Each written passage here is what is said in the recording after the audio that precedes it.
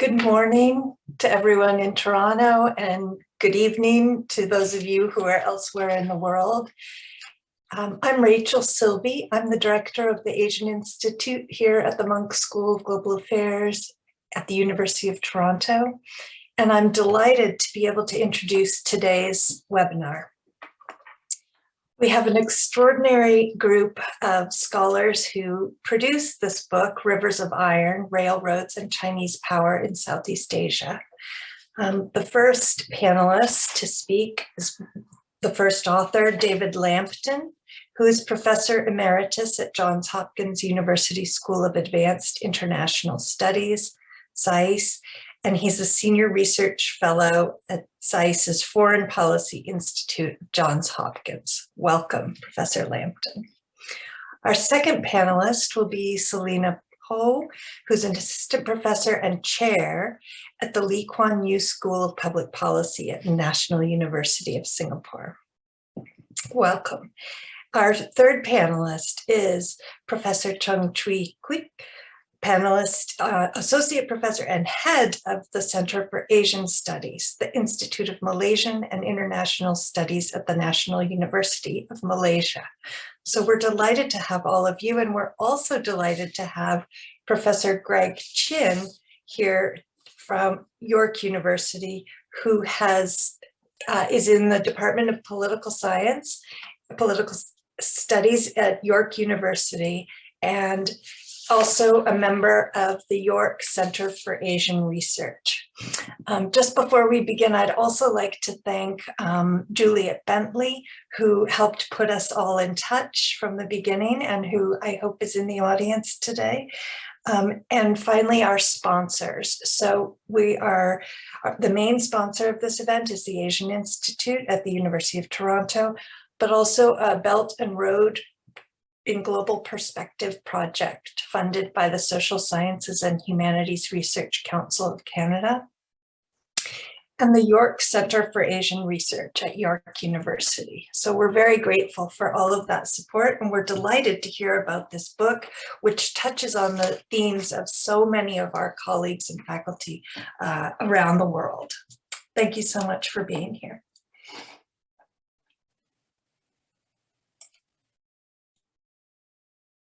Am I on?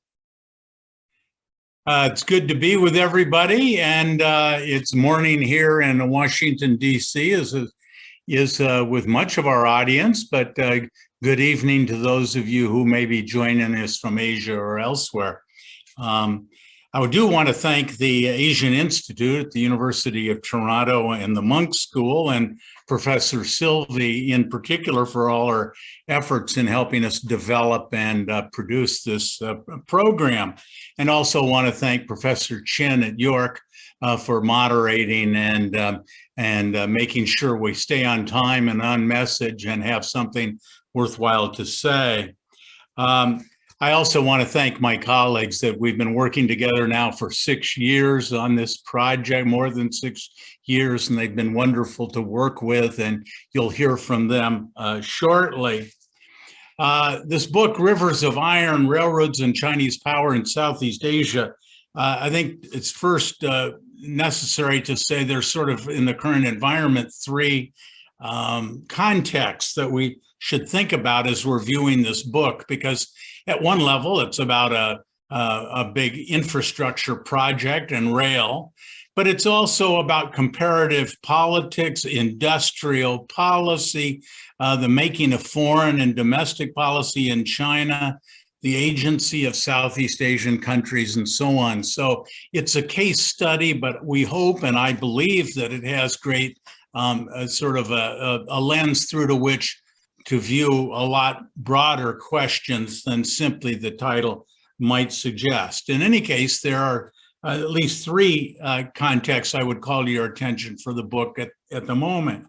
The first is there's been a lot of talk about decoupling, reducing the supply chain dependence, particularly out of, well, COVID has forced it on people to one extent, but also security and political considerations and the increasing tension between the United States and China has raised the issue of so-called decoupling.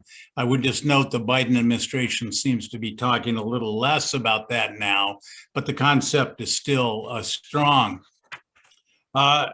A second context, I think, for the book is that the Biden administration came in and I think, unlike its predecessors, has come to the realization that building infrastructure abroad is a necessary element of an effective foreign policy, effective development policy in the world.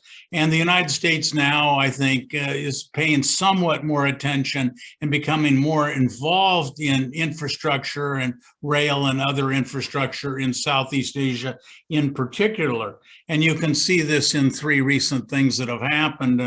In 2018, the US passed a BUILD Act that dedicated not much money compared to what China's spending towards infrastructure in Asia. Secondly, we reconfigured the Development Finance Corporation. It's now called the International Development Financial Corporation, used to be called OPIC. And thirdly, the United States is passing, strengthening, and issuing executive orders on the whole subject of strategic competition and innovation. So there's legislation that's gone through Congress and going through Congress to strengthen the capacity of the United States and its friends and allies to be more involved. In the Senate bill 1161, there was a subtitle on infrastructure initiatives and China's competition in Asia. So you can see the United States is becoming, at least rhetorically, more involved. It is allocating a little money and cooperating with like-minded countries on this topic. But quite frankly, the United States will, I think, be talking more about it than spending large amounts of money on the topic. So more interest, it remains to be seen how much oomph, particularly financial oomph, is put behind these efforts.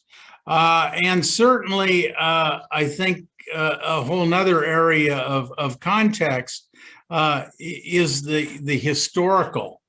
And that is that while we talk about this project, Southeast Asian high-speed rail going from Kunming, this was not a Chinese idea. This wasn't it's simply to be understood as a Belt and Road initiative. In fact, the history and interest and development of railroads in Southeast Asia goes back to colonial times in the 19th century. The British and the French in particular, and in Burma, India, what we now call Vietnam, Laos, and Southeast Asia.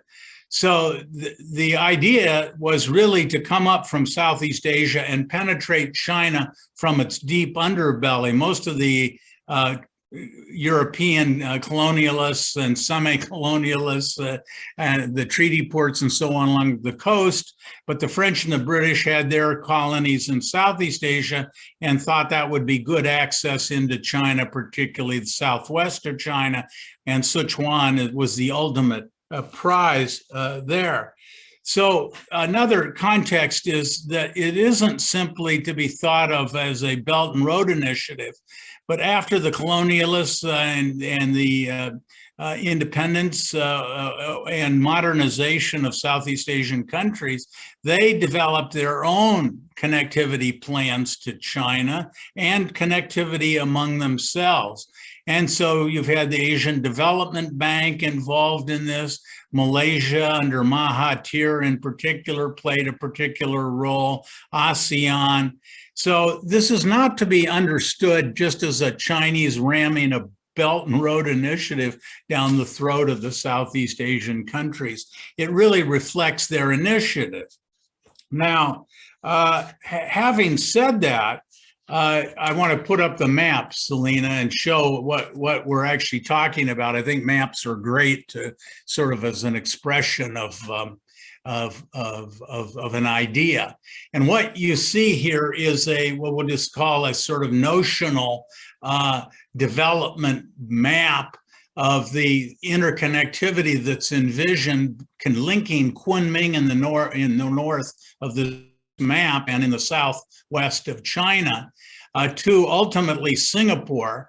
And if you look at this map just in a kind of abstract way, it represents three north-south, roughly parallel lines running from Kunming to Bangkok, and then connecting to a common trunk line at Bangkok going down to Singapore. Now that means that the ultimate vision, and of course be spurs and other projects along the way, but the basic skeleton of the project is three parallel north-south lines. Each of those lines, if you go from Kunming down to Singapore, is longer than the American transcontinental railroad that was built in the 1860s, indeed during and after the US Civil War. And we're all aware of at least all Americans are aware of the transformative role of the transcontinental railroad in knitting together our East Coast, our West Coast. It made us a Pacific power, and it made us a continental scale country with Pacific reach. So our intuition is that three parallel lines running through such a populous, economically dynamic region is going to be transformative to the region. So the first thing to say about this project is it might seem narrow in terms of railroad and a particular technology, but we think that the implications of this are politically, geopolitically, and certainly economically going to be greater and greater as the time progresses. I would just say in terms of present development, the line from Kunming down to Vientiane along the Mekong in sort of central Laos. And that line has just opened in December. I will say amazingly, it was on time and on schedule. I'm not sure about on cost yet, but in any case, it is now opened. And so this is the only link that is now open and functional. But which means that you still have to complete what this is called the central line. You have to go to Vientiane down to Bangkok, and then of course ultimately all the way down to Singapore. So even on this central line, you've got a long way to go. But our feeling is that each link that gets completed increases the probability that other links will be completed because the system value grows as you can reach more and more places, more and more populous areas. In some sense, the Laos section is it's at one level the most valuable single link. At another, it's the least economically productive because relatively few people, relatively great poverty here. So the revenue generation on this first link, it was necessary to build that link in order to get to the prize, Bangkok, and then Kuala Lumpur and Singapore. So as you go further, the system becomes exponentially more valuable and significant. Our feeling is that there would be a fair guess to think that we'll either get to Kuala Lumpur or Singapore probably in 2030 or in that kind of time frame, but there are political and other hurdles to be overcome in the meantime. With respect to Kunming down to Yangon and then ultimately Bangkok, the political turmoil, economic poverty, lack of economic development here means it still needs to be negotiated, and how fast it moves remains to be seen. But it, like the central line, will go to Bangkok. If you go back up to Kunming and then down through Ho Chi Minh City, Hanoi, Ho Chi Minh City, and then through Cambodia and into Bangkok, you've got a whole set of political problems, not least of which is the relationship between Vietnam and China itself. And also because of that, I think intrinsic strategic suspicion, Vietnam would like to find other partners to get involved here.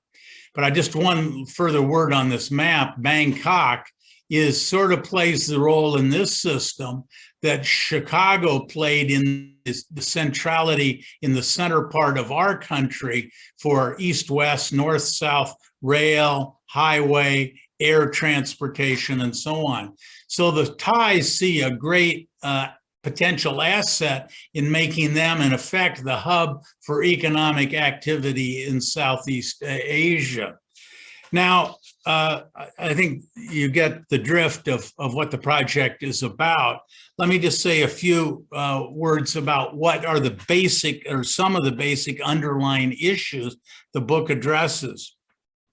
The most basic, and I think it's always good to start a research project with a really simple-minded question. And this is an extensive project, and our simple-minded question was, can China do it? Can China pull it off? Not just engineering-wise. We know China can do it engineering-wise because it built its own domestic high-speed rail system that has 2/3 of the mileage of high-speed rail in the world. So that isn't what we really mean by can they do it.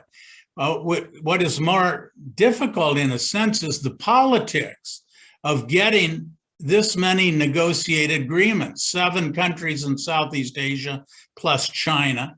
And then in a kind of funny way described in the book, Indonesia becomes relevant. So in some sense, you're dealing with 9 countries, certainly 8 if you exclude Indonesia.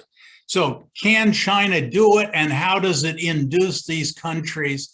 Is it anything more than debt trap diplomacy? And just on that topic, yes, it's a lot more than debt trap diplomacy. Secondly, what does this mean for the distribution of future power? Is Southeast Asia going to be rendered into a subordinate status? What does that mean for the US, its allies, its economic interests, its trading relationships? Another major question is not all of the Southeast Asian countries have responded the same way to the proposal and the Chinese role. And so why do some Southeast Asian states respond differently than others? And this raises the point, which we think is a key point, is Southeast Asian countries have agency. They have power. They can say no.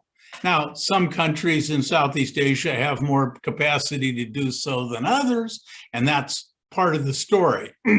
But this is not just about China forcing its will on reluctant neighbors.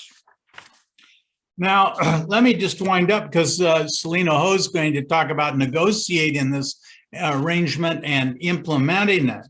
But it seems to me that as you read about think about this case study, think about some larger issues. What is the role of development of infrastructure in economic development? This is a major question. The World Bank and many multilaterals have wrestled with it. In the past, there was a reluctance to get involved with big infrastructure. I think the multilaterals are moving more to more activity in that regard, as is the United States, and it's an interesting story why. Secondly, what do we learn about the Chinese domestic political system? How did they build such a big high-speed system so rapidly in their own country? And what lessons did they learn when exporting this industry abroad? And finally, does industrial policy work? I mean, the United States, and I'll take the liberty of purporting to say what I've envisioned Canadians thinking, but we're pretty free market oriented. We tend to want to relinquish major decisions to the market as far as we can. But the Chinese the government has played an outsized role, not only in the development of its own high-speed rail, but also in its export of a big infrastructure around the world. And so what is the role of industrial policy? Does it have its strong points as well as weak points? And to make a long story short, I think the United States is going to have a higher quotient of industrial policy going forward, partly out of consideration of competing with China, than some of our free market rhetoric would suggest. So, Selina, over to you. Thanks, Mike. Let me pick off where Mike left off. The next picture I'm going to show is our field work actually in Laos. So we were going around in the red muds and going through where they're constructing all the tunnels in Laos for the trains to pass through. Now, one of the main contributions of our book is actually talking about how smaller states have agency. In IR theory, smaller states are assumed to have no agency. So one of the things that we try to do here is to show that smaller states can resist, modify, challenge, initiate, negotiate, and bargain with a great power. And in fact, 3 chapters of our book actually dwells on that. I'm going to be speaking on 2 of the chapters, and Cheng-Chwee will speak on one of them, and then on great power competition.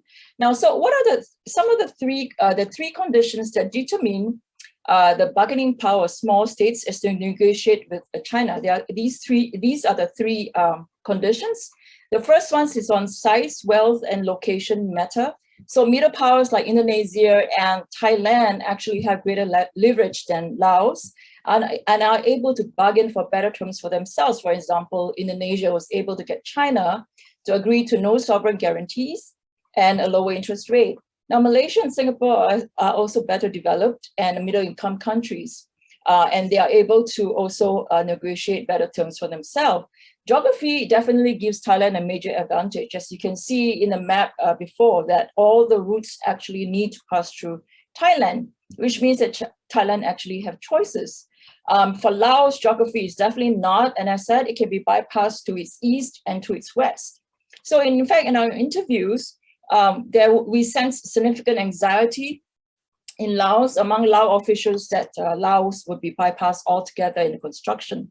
But that did not happen. As Mike mentioned, the line has already been built between China and Laos. Now, the second condition for determining the bargaining power of smaller states is that if smaller states have greater state capacity, they have more options when they are able to have robust government institutions, civil society, rule of law, human resources, and the ability to regulate and monitor. Now, Singapore has state capacity and is not overly dependent on China economically. However, countries like Laos, it's heavily reliant on the Chinese economy and technical expertise. For instance, the feasibility study for the China-Laos high-speed rail was actually conducted by China itself. Domestic politics and public opinion is another factor that shapes the agency of smaller states. And this really plays a very big role in determining how much bargaining power smaller states have. Cheng-Chwee will touch more on this in his session, but let me outline some key points. Well, if we think of bargaining, we think about Putnam's 2-level theory. At the first level is the international level, where bargaining takes place between countries, and the second level is bargaining among domestic agencies, and that includes public opinion. So leaders like former Prime Minister of Malaysia, Najib, and Indonesian President Jokowi have been attacked for selling their countries to China. There are concerns over whether locals are actually benefiting in terms of technological transfer, job creations, and also Chinese companies often bring materials in from China, sidelining the local SMEs. There is this very big question, therefore, whether economies of host countries actually benefit. Negative public opinion and unhappiness over Chinese presence actually assert significant pressures on the leaders. So coming back to the 2-level theory, at level 2, the win sets for Southeast Asian politicians are actually surprisingly small.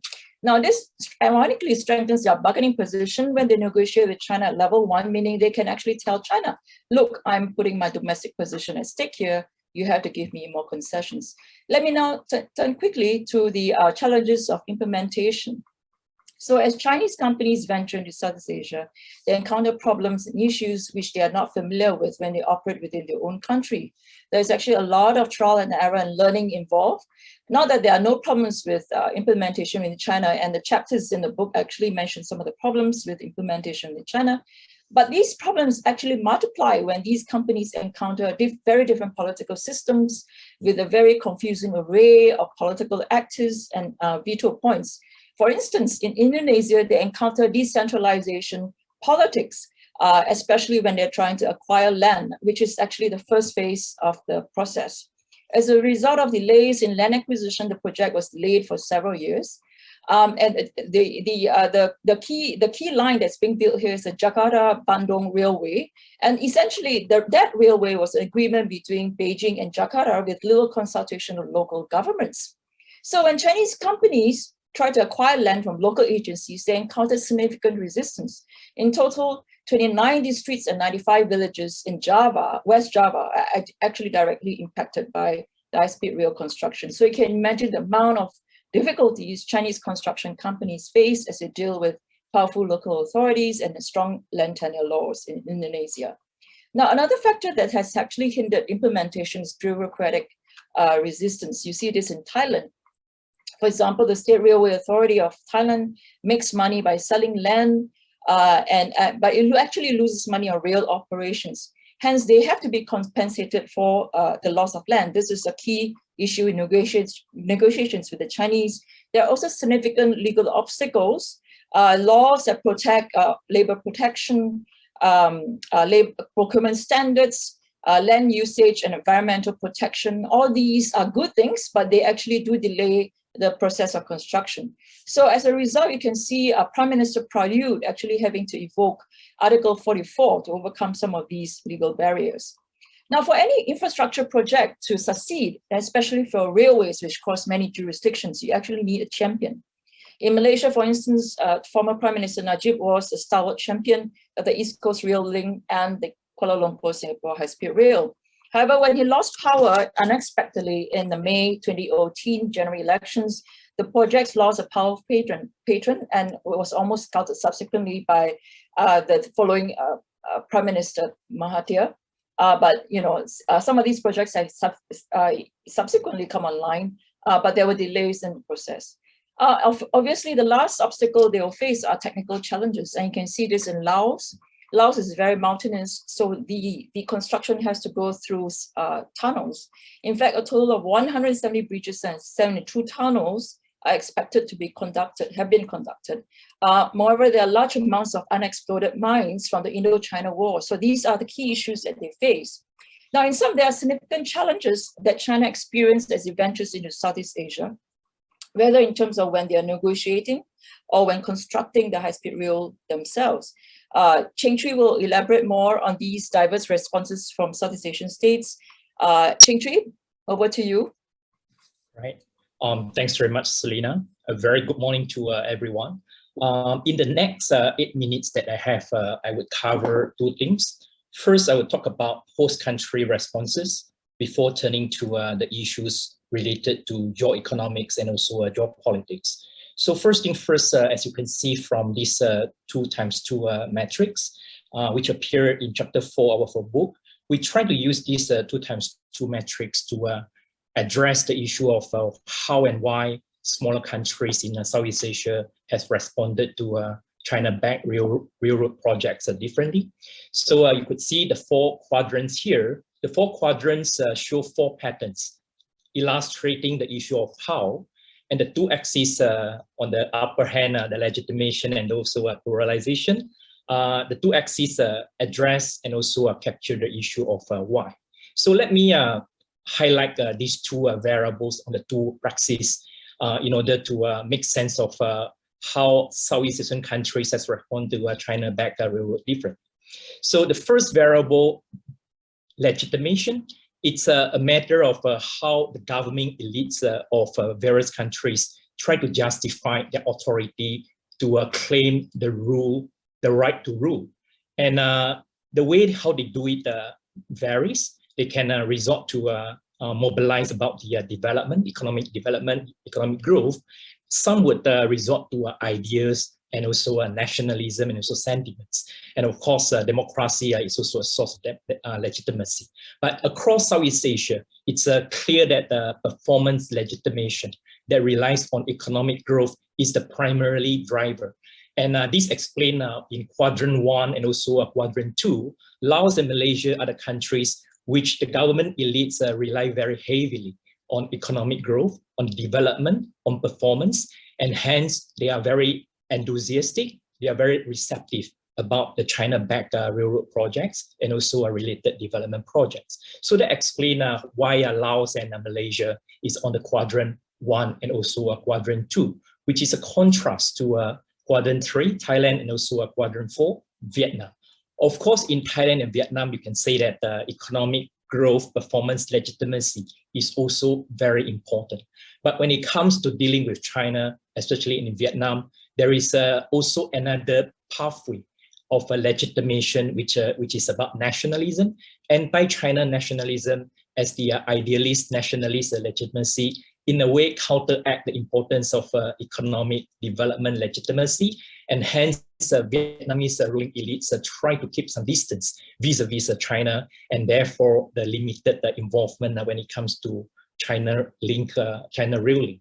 And in Thailand, there is not so much about anti-China sentiment, but about national identity. The Thai national identity is very strong. And during our fieldwork in Bangkok, in also related areas, many Thai elites share with us that explaining why, when it comes to Thai-China railroad negotiation, it took so long. And Thai elites emphasize that this is Thailand. We want to do things in Thai ways. So they have been quite generally positive about the opportunities that come from China link projects, but they try to do it in a very selective, low pace, and also a flexible way. And which leads me to the second variable, which is about pluralization. And that refers to what extent the political power is being distributed and also decentralized across political system. And this is where you can see kind of a vast differences in a sense that for Vietnam and Laos, which is the political power are highly centralized. And once decisions are being made, they stay. So Laos continue to remain very enthusiastic about the project, and Vietnam continue to be less enthusiastic and try to keep the distance. And Malaysia and Thailand are the opposite side of a political spectrum when it comes to pluralization, where because of the bottom-up, because of the elite contestation, so decision that has been made by certain leader, by certain governments will be challenged and contested at a different point of time. So hence Malaysia's receptive but very fluctuating embrace of China link projects, and Thailand would be a very selective, and it depends a lot about the political contestation of the country, which brings me to the second point and also my last point, which is about the external dimensions of the whole equation, the geoeconomics and also the geopolitical aspect of the whole issue of China link rail link projects in Southeast Asia. So with the remaining time, let me just capture the main ideas into 3 points. First point is that China-related rail link projects in Southeast Asia shows that geoeconomics is geopolitics in 21st century. So although a railroad project, infrastructure projects are primarily development issues, but in Southeast Asia and elsewhere, development issues are not purely economic issues. There are actually political issues. And at the time of a US-China rivalry, at the time of a big power competition, all these connectivity economic issues are becoming the key issue of geopolitical dynamics. And that's the first point that needs to be highlighted to contextualize the whole dynamics. The second point related to that is that to understand the connectivity cooperation that is evolving in Asia and elsewhere, we need to bear in mind that connectivity cooperation is not just about big power push. It's not just about China push. More often than not, it is about small state pull. So smaller states in Southeast Asia and elsewhere actually have been, in many cases, have been the one who have been taking the initiative to pull China in, to pull other powers in order to develop the kind of infrastructure projects that are crucial for them economically and politically, but on themselves or by relying on ASEAN as a regional grouping, we are not able to do that. And hence China's Belt and Road Initiative to a large extent fulfill and also provide the kind of a supply that is being demanded by Southeast Asian country. And the third point and the final point is that I think at this time of big power rivalries, we should also bear in mind that Southeast Asian countries and other smaller countries in the region and beyond are actually looking for alternative. The diversification drive is a very fundamental, although this diversification drive is perhaps stronger in some countries than the others. And this is where all these competing initiatives that are being displayed here come in. And Japan's under Abe promoted about the Partnership for Quality Infrastructure since 2015. And of course, we know that Japan is not a newcomer, but has been a long-standing pioneering developmental partner in Southeast Asia. But we do see a number of very relatively new international development partners. We have heard a lot of announcements. Mike early on mentioned about the US initiative, and we do know that under Biden administration, US itself and also G7 has been promoting the B3W, Build Back Better World. And then EU a few months ago, when they launched their Indo-Pacific strategy, they have also launched the economic component, the Global Gateway. And these are all being promoted in conjunction with the Quad package of Blue Dot Network. So I do think that all these prevailing and competing initiatives are to some extent providing some alternative to smaller countries in Southeast Asia and elsewhere. But just in many things in life, I think a good alternative must be concrete alternative. Good alternative must be also sustainable alternative, and good alternative must be practical alternative that actually fulfill the demand of the host countries. And I think the game has just started. I will stop here. Thank you.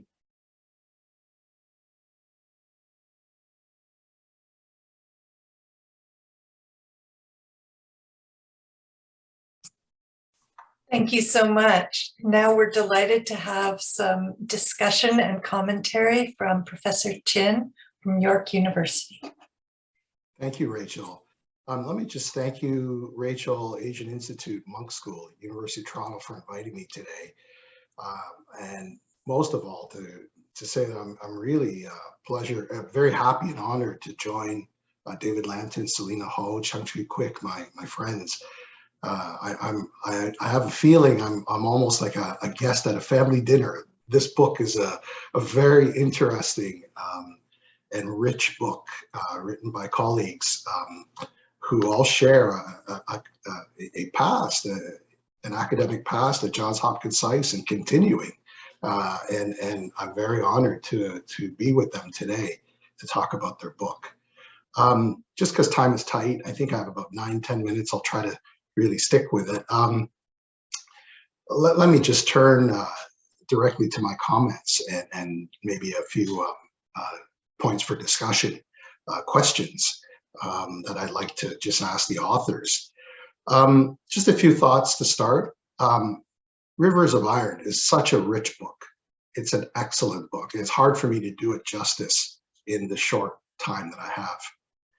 If I could use a metaphor, I would say the whole exceeds the sum of the parts, right? The parts in this case are three impressive scholars, right?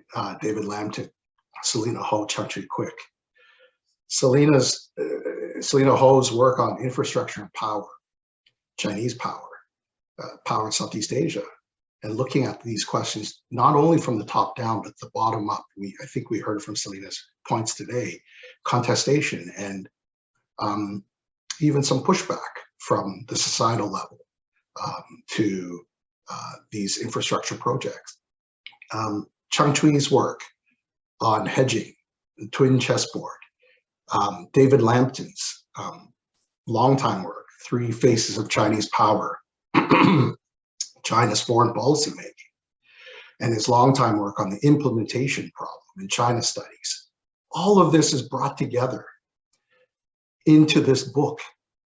And the book also though elevates to something new and looks at these new issues, which we tend to think of as David Lampton, Professor Lampton mentioned Belt and Road. We tend to we come at it from that angle.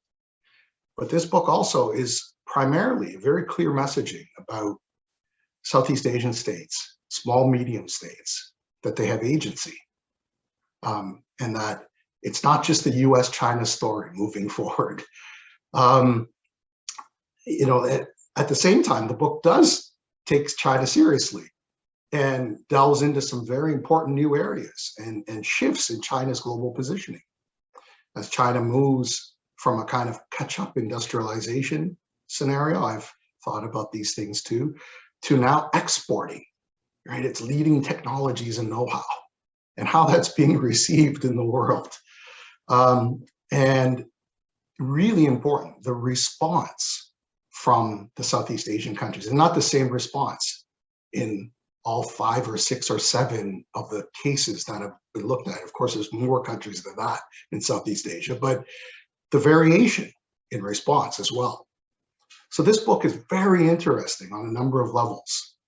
It is both historical, because it tells us a story about, you know, the vision, the grand vision of Pan-Asian rail network. There's a history rooted in Southeast Asia, as Mike Lampton said at the start, right? Not necessarily driven from China, right? But from the Southeast Asian side. But also,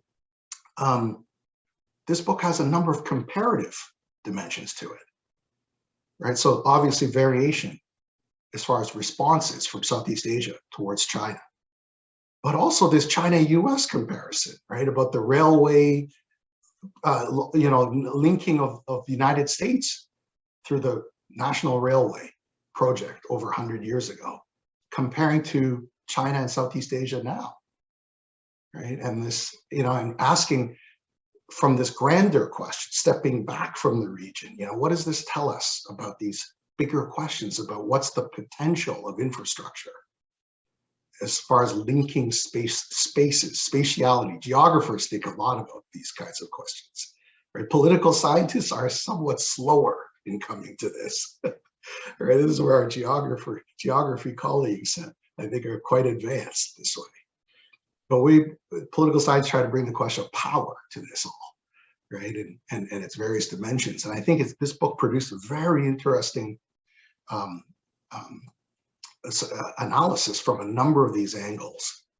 And so you can tell probably from my comments, I really like the book. I find the book both a very good read too. It's well edited. It's not easy. It's an ambitious book in many respects, but it's well managed. It's also has a precision to it, right? So it's well written and it's well integrated.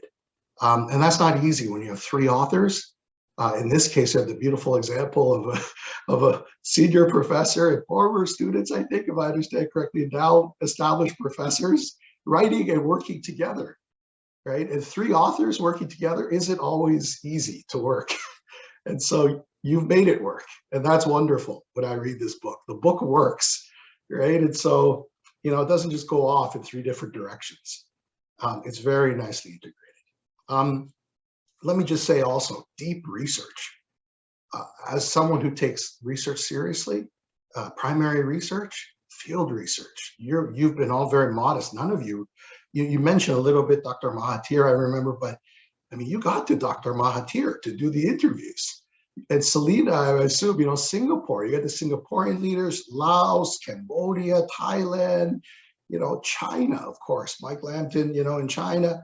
And you also went to Japan and South Korea. So this book, I mean, in a time of COVID where we can't travel internationally, when I read this book, I'm very happy because it's like almost, I get to live for a moment, again, as a researcher in the field, right? And we know it can be tiring sometimes in the field doing the research, right? When the interviews don't happen as we hope and plan. But this book is very much deeply informed by, I'm guessing, over 100 interviews in a number of countries, And I find that this book, from a kind of Asia studies standpoint, very important. But also, Asia, China, the world. And that field research is so important, how you brought it all together. And I was constantly flipping to the endnotes to see who you were citing, right, on this or that. And I was very impressed by that, by the depth of your research and who you got to, and how you presented it all. And so I think you've pulled together a very clear story and a very compelling story that we should all be reading and knowing about. If I can then shift on to the substance, I think a couple of points about why your book really matters. And here I could speak for like a day on this, if not more. But I just, 3 points if I could.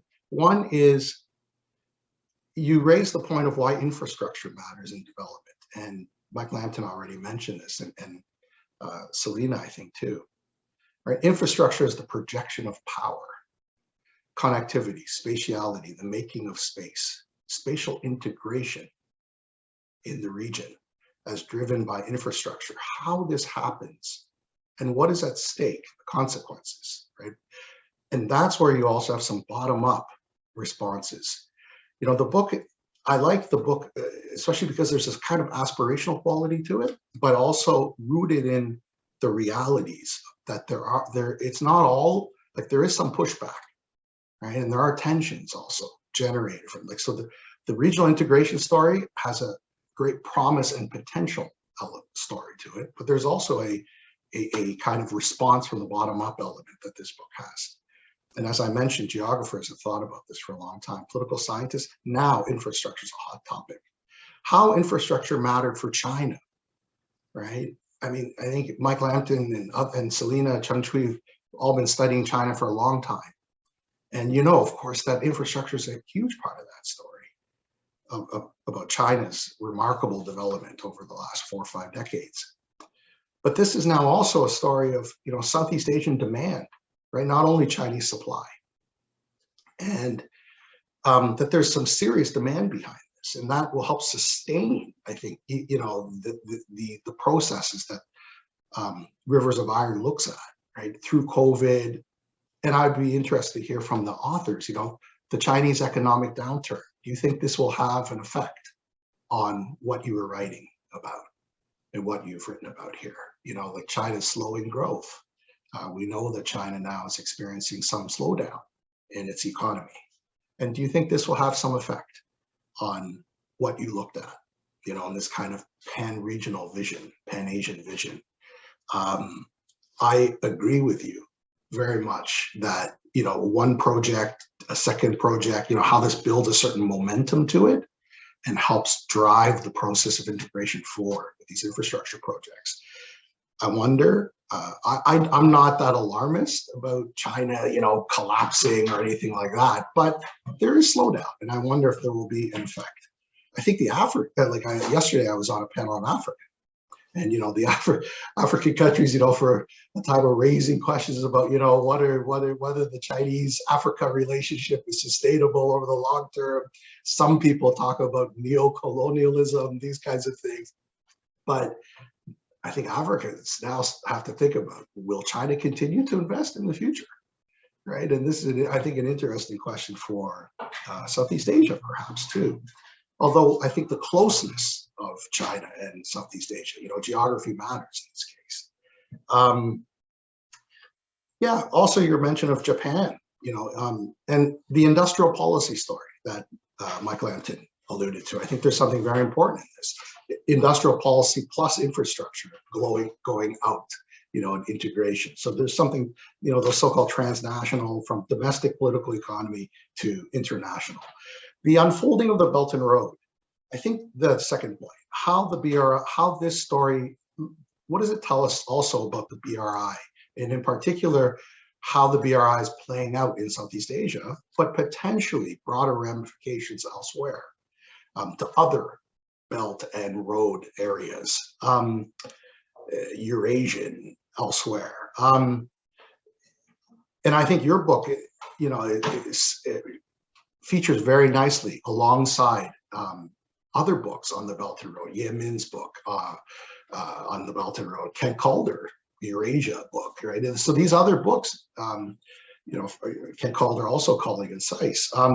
Your book, though, I think because of the depth and how of your field research, had something very interesting to it, and your focus on Southeast Asia and China, Southeast Asia. And the case study analysis that you bring out, very important.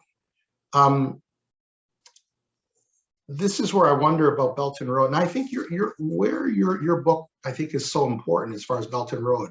And I'll try to wrap up shortly, Rachel, and hopefully give me a signal if my time is up already. I think your book is very important because it takes us beyond that narrative of kind of like China loses. It's very popular out there these days to kind of give China a kick on this or that, and I understand where that comes from.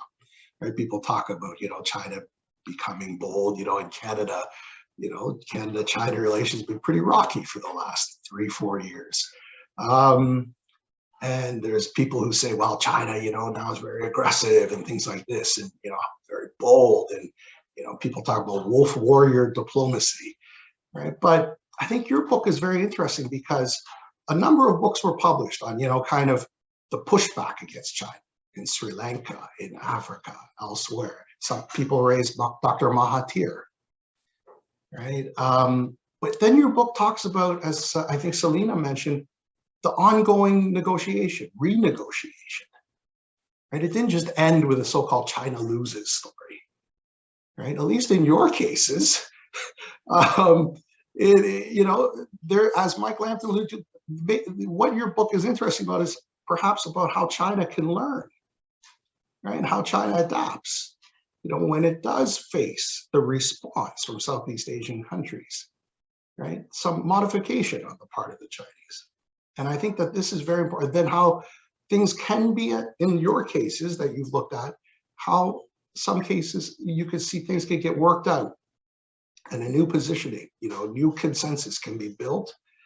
And that doesn't mean there isn't tension on the ground, as Selina's points raised, right? There are tensions on the ground that have to be managed and addressed and responded to, but it's more than just a China loses story, and so I think this is where your book is very important, I think, to kind of push the analysis further. And you already anticipated, the pushback and then the response, right? And I think people like Deborah Brodigan at Johns Hopkins working on China Africa also, this is the spirit, I think, of the analysis. Very interesting scholarly research and policy relevance in your work.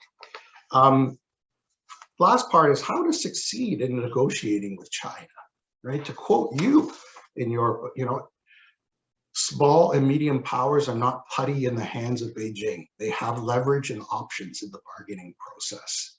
And I think for this Canadian audience, where we've been thinking about China, and you hear a lot about, how to respond to China, I think everyone's struggling to some degree on how to respond to China, right? And in a different life, I worked in the Canadian government, and I still talk to people in the policy world.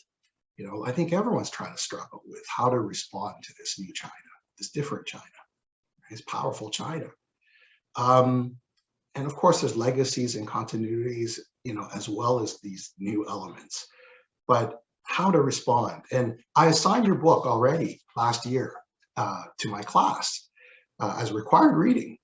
In a course where it was advanced topics in Chinese politics, where we were looking at differing responses to China's rise from different parts of the world. And your book on Southeast Asia was very important that way. We also looked at Africa, Latin America, Europe, North America. I think this is very important research moving forward, right? How do we respond to China's rise?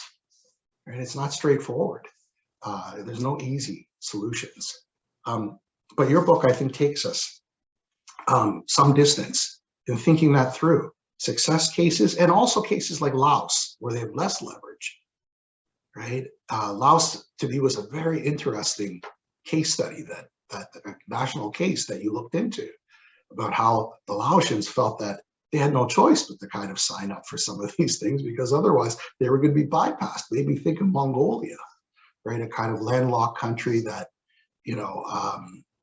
really has to think about how does it stay in the game, How does it, provide a future for its people and not just get bypassed, right? And in that scenario, the Laotians had less leverage than, let's say, the Thais or the Singaporean or the Malaysians.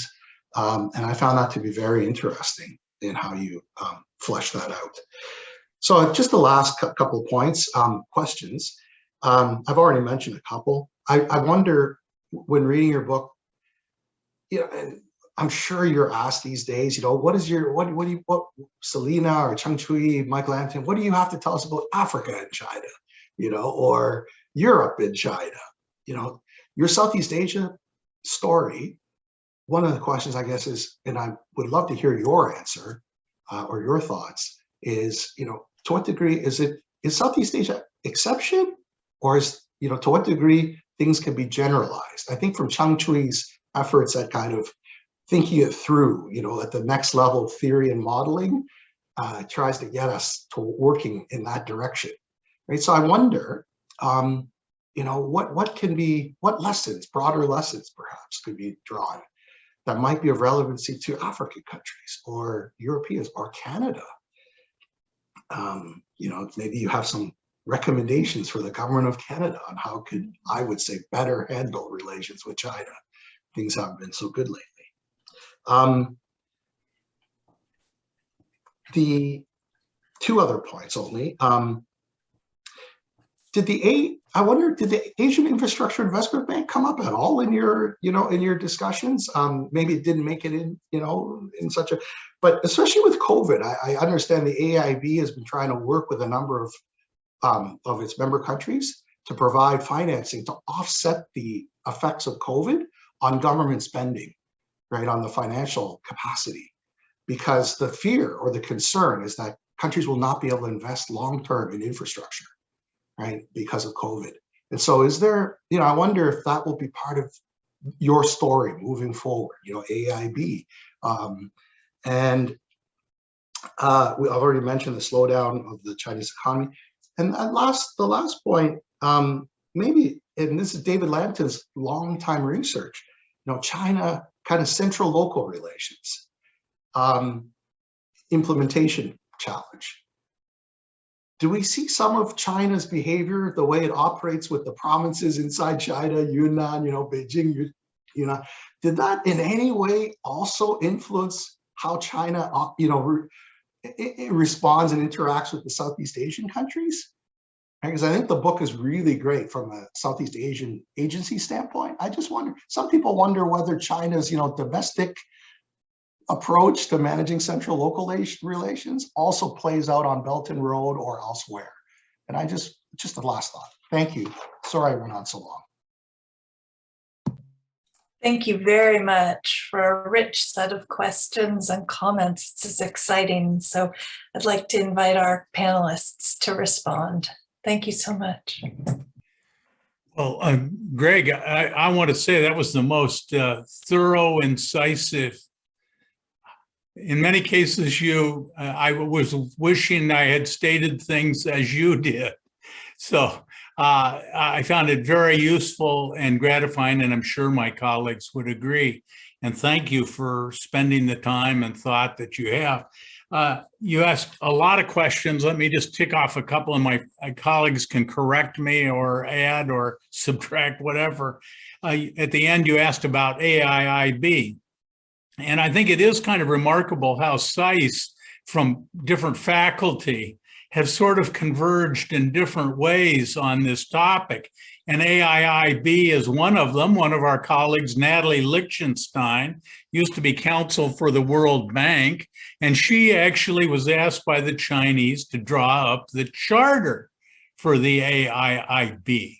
So point one is the Chinese, I think, saw AIIB as a way to involve more actors around the theme of infrastructure development, in which China would play a major role, but not a sole role. So I think there was a kind of cosmopolitan conception of AIIB that we lost in this geopolitical conflict with China.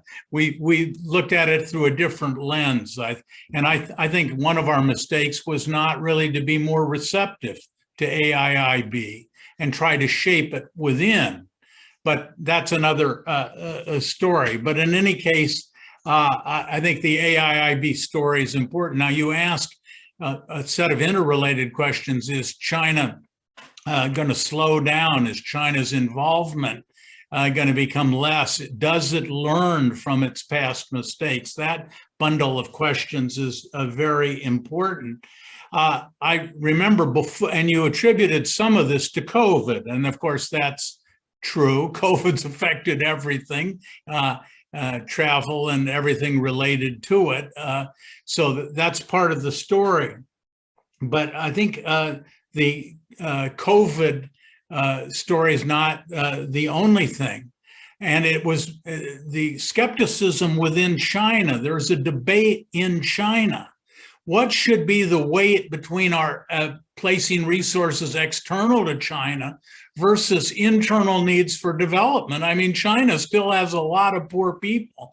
And even though its GDP is growing tremendously and is all to the good, the fact is per capita income is still fairly modest. And there are some really poor places in China. So even in an elite place like Cheng-Chwee, you find a huge debate going on about whether these are white elephant projects. Will they be expropriated in these other countries? Will the workers working on the projects have security? Why are we doing this? Why aren't we paying more attention to our own problems? Which gets to this general proposition, you know, that China has politics too. And it's not all just hail to Xi Jinping, although it sounds that way quite frequently. So I think that is a whole bundle of issues, the debate in China. I would just close out by saying we did talk in over 150 organizations in China. And what made this particularly complex is, of course, you had 8 national level governments, but also, as you mentioned at the end of your comments, provinces and subordinate municipalities in all of these countries are important. You have civic groups, you have multilateral organizations, ADB, AIIB, UN Development Program, all of these things play a role, ASEAN. So this was an enormous task. And I would just wind up by saying one of the things I think this book leaves you with is now that we may not have quite as good access to China for the kind of interviewing we were able to do, how are we going to study China meaningfully with that playing a less important role, at least for the next period of time? And I think one of the implications is we're going to be more comparative. We're going to have to look at China in interaction with other places. We're going to have to look at how people outside of China are dealing with China and what we can learn from that perspective.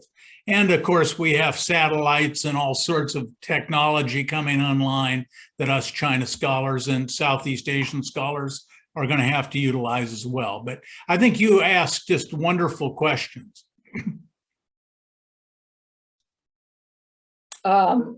Okay, let me jump in here. Thanks, Greg. Your words are really kind and very generous comments on our project.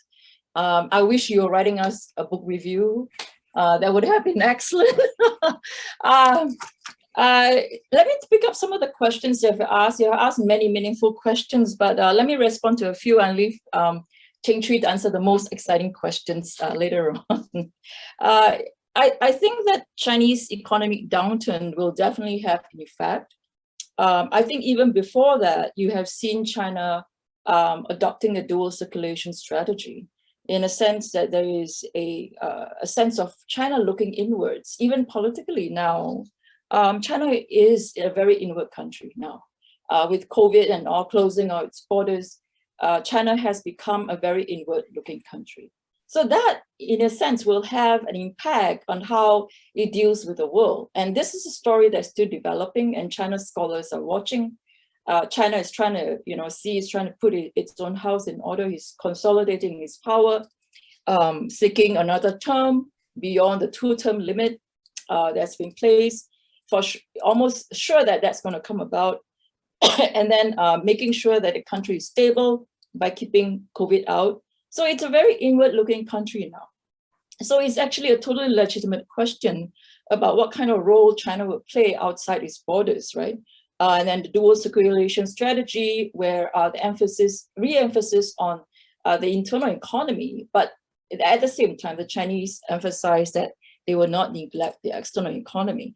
But so we might see investments and loans starting to shut down, and slow down, sorry, not shut down, slow down. And this is already actually happening even before COVID, before the current economic downturn. They have been a lot more careful in the way they invest outside. Central bankers in China has been very concerned about the kind of high-risk loans that have been sent out to countries like Laos, because you might never see returns. So I think there's an adjustment to these measures.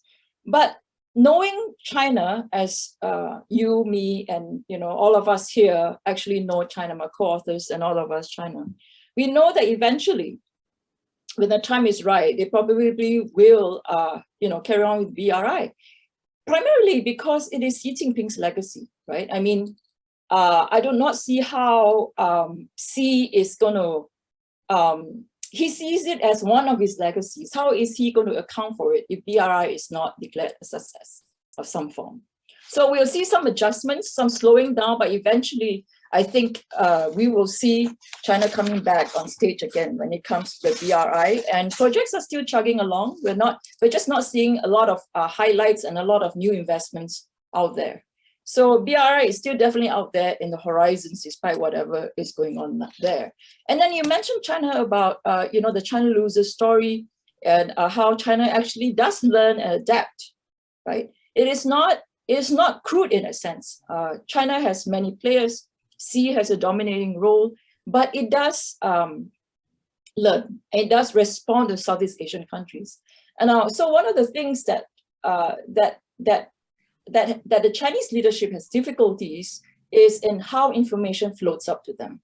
So in Mike's work, in our work, how information from the bottom actually floats up is the same thing for the BRI projects. Whatever is happening in all these recipient countries in Southeast Asia, the Chinese leadership is not completely aware. I mean, provinces are involved, tier 3, tier 4 provinces and cities are involved in all these projects. Companies run on their own. You go to Cambodia, which is where we went to for 1 hour field work, and you go to places like Sihanouk Field, where there are casino dens being built, and Chinese gangs. We're talking about Chinese gangs, Chinese casinos being built there. There's so much complaints from the Cambodians. But eventually, I mean, news floated out to the top, and the Chinese leadership actually took these into concern, into one of the things that they want to do something about, and they have actually tidied up the places in Sihanouk Field with the dens and enforcing stricter control, working with the Cambodian government. So they have responded. They have also imposed stricter rules on loans, slowing down that kind of loans that they give to Laos. So this is even all before COVID. So this is already happening. China is learning and adapting. So I think those are the things I want to respond to you, the points that you raised, and I'll leave Cheng-Chwee to answer the difficult questions. Thank you, Selina. You have been so kind.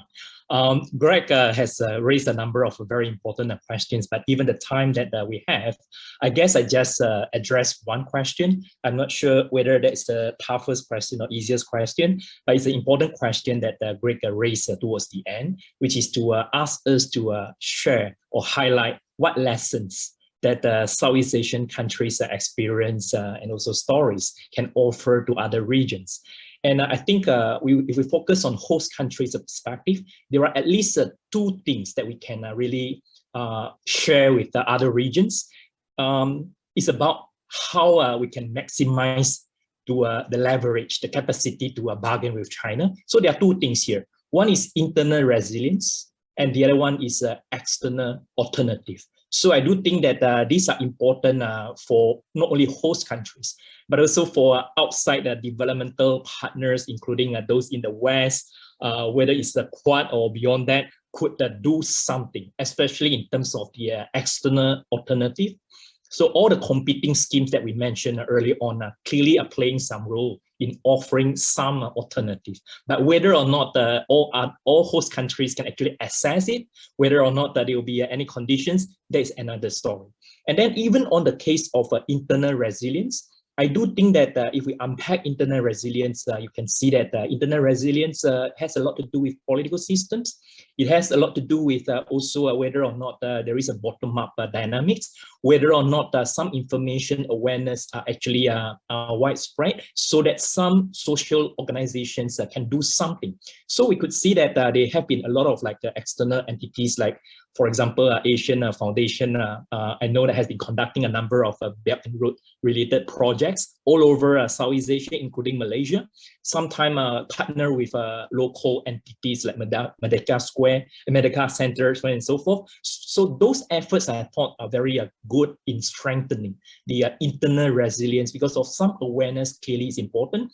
Belt and Road Initiative development projects are not just about power holders, it's also about stakeholders. So I do think that internal resilience is a big factor other than the external alternative in order to allow smaller or weaker countries in Southeast Asia and elsewhere to learn how to live with China and also other powers projects in a way that are truly mutually beneficial. And other powers, other players certainly have a lot of room to play. I will stop here.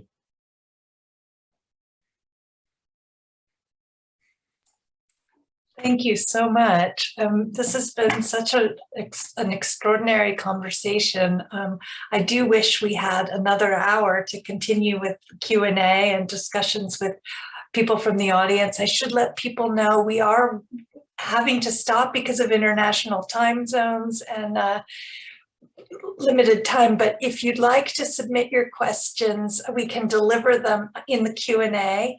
We can deliver those questions to the panelists and continue the conversation offline. And just before we close, I would just like to thank all of you again so very much for this really fabulous discussion. And I hope you have a wonderful day. Thanks so much. Bye-bye. Thank you. Thank you. Thank you, everyone. Bye. Bye.